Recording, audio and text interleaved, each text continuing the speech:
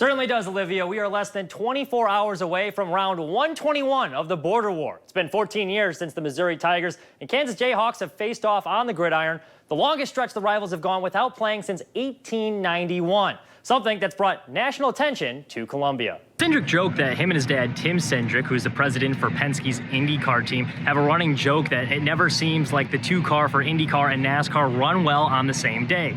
When Joseph Newgarden has a bad day, he seems to have a good day, and vice versa. Cindric says after watching the IndyCar race earlier on Sunday, he had a feeling he was going to be in for a good day. Given the football team's recent success on the field, the university feels that now is the perfect time for this stadium project to help capitalize on that momentum. We are all in. Big mix of Eagles fans. I want to show you this poll here beside me in Columbia. Now, you might be asking yourself, why are you showing me this poll?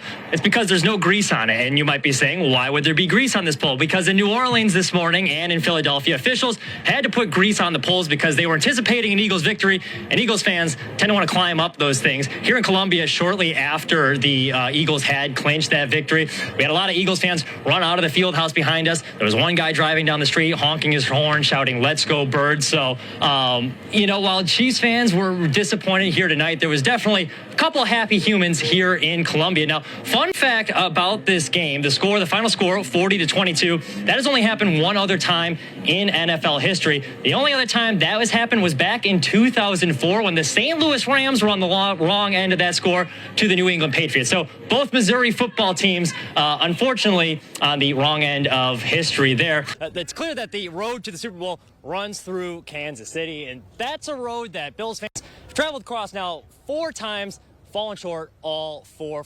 But winning in the SEC comes at a price, and MU athletic director Laird Veach faces the challenge of staying competitive while keeping spending in check.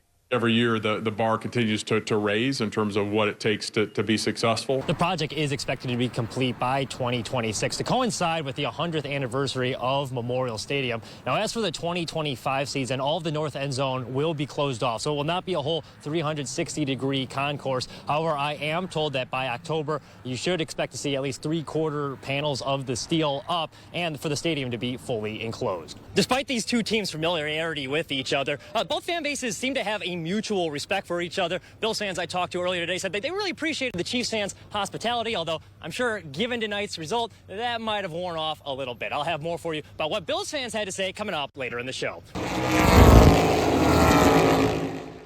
Prior to last year's inaugural Cup Series race, parts of the track were repaved in the turns, creating these patches that you can see here, something that drew the ire of several drivers. Now, with the way that the track is, it doesn't matter for the rest of eternity until they reconfigure it or repave it. We will only have 2 lanes to race on.